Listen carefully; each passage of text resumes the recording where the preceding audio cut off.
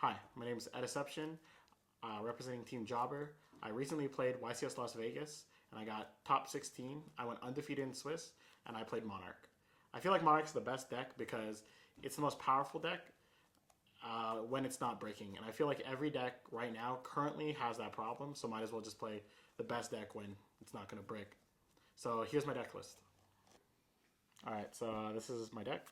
So I played 2 idea because after you summon the first idea, then the rest is kind of irrelevant because when you activate the effect of Eidos from the graveyard, it's going to summon the same one from graveyard. So every other one, you kind of just don't want to summon it because every turn you're supposed to be summoning a Monarch. I played 3 Eidos because technically it's never dead. Idea is potentially dead, but Eidos, as long as you can summon it, you can still summon a Monarch. And you need 3 because in the mirror you want to grind out with your ideas. And then the main engine of the deck, I play 3 Arubis. Turn 1, it's the best Monarch to summon because it stops your opponent from having more cards in hand. And he answers like every card in the game. Like it kills big ships and it kills like anything. Then I play 3 Aether. He's really good because he progresses your game state. He gets you any Monarch you want. And he kind of stops you from getting OTK'd. And there's a lot of times where you can like trick your opponent into thinking that you don't have a Monarch. Like you activate the field spell, and then you summon it on their turn after they pendulum or after they do something. So this guy's like crazy good. Also, you like kill everyone when you play it. Then I played 2 Karaz. This is the biggest mistake. I should have played 3. This is like honestly the best card in my deck because it progresses my game state and lets me dig deeper into my deck. Like if I break and I don't draw any of the main Monarchs, then it at least draws me cards. And then against Eccentric Archfiend, a lot of the Pepe decks, they play 3, so I want to get rid of Eccentric Archfiend by summoning Aether on my turn. Thestalos, he was the mistake. He should have been a 3rd Karaz because when I want to be proactive and I want to do stuff like I want to get my own +1s. I would rather not try to get a card from their hand because he doesn't dump spells or traps, so he's not that good by himself.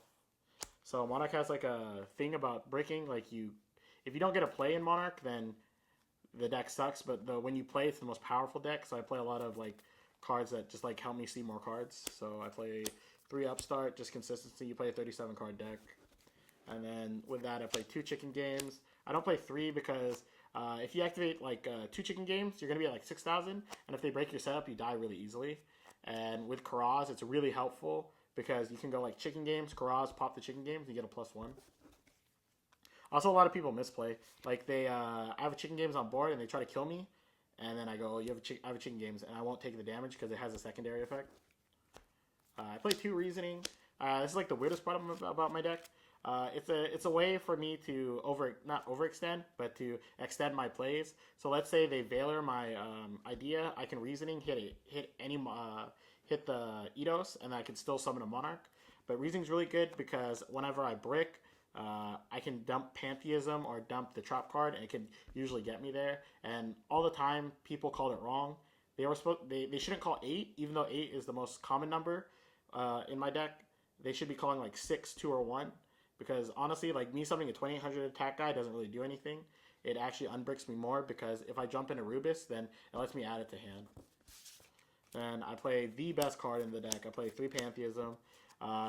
Basically, whenever you open this card, you're not going to lose.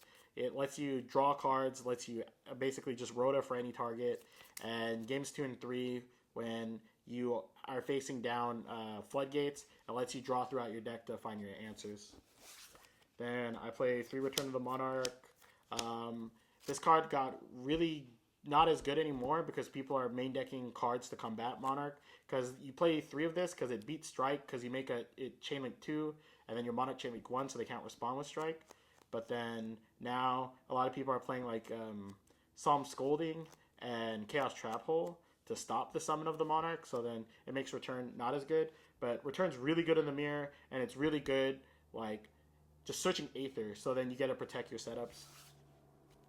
I play 3 Stormforth. This card's not that good going first, but it's like broken going second. And when Stormforth, it lets you clear boards. Like if you use Stormforth or Rubis, attack over a monster, you can literally clear 3 problem monsters from the board. And this literally makes your Cosmo opponent cry. Speaking of crying, this makes your Pepe player like depressed. Is play 3 domain. Domain is really good, not just because it's the main effect of not letting your opponent touch the extra deck, but because it lets you tribute for only 1, and that's super helpful because you get to basically manage your resources. I try not to banish a lot of cards with the Prime because I want to save it in my graveyard so I can actually just shuffle it back. I play 3 Tenacity. It's pretty much an extra copy of every card in my deck. It just lets me search anything. Then I play 3 Prime. This is like the unsung hero of the deck. Against Cosmo, it stops you from dying. Against every deck, it stops you from dying. And then against decks where the field spell isn't good, it lets you draw an extra card. So you basically just out-advantage everyone. And then I play 1 Escalation. Escalation's really broken because if you can see, I don't play that many trap cards. So it's really hard to interact with my opponents on their turn. And Escalation basically lets me do that. It lets me summon a Rubis, lets me summon Karaz on their turn and interrupt their plays. So obviously in Monarch, I don't have an extra deck because, yeah, that's how the deck works. So here's my side deck. For the mirror match, I side 2 Curse the Forbidden Spell. This card's like crazy good. Like Stormforth is what really matters in the mirror match. Like that's why Karaz is so powerful because you clear your board so their Stormforths don't resolve. So if you stop Stormforth, you pretty much basically win the mirror match. And then also for the mirror, I side 2 Breakthrough Skill because Breakthrough Skill is really good stopping their ideas and their monarchs in general, but it's really good stopping Aether on their turn. And also it's good against the Thestalos version of the deck, so when they summon like Thestalos on your turn with their escalation, you can still break through. And then 2 Effect Veiler rounds out everything for the mirror. It's really good because the problem with Breakthrough Skill is you have to set it, but this you can always keep it in hand, so you'll never get blown out by like Twin Twist or even like MST. Then for Pepe and Cosmo, I side 2 Decree. So Decree is really good because you're playing like the bigger deck. Your deck is like more powerful than any other deck, so they have to side like Master of Sticks would stop you from playing.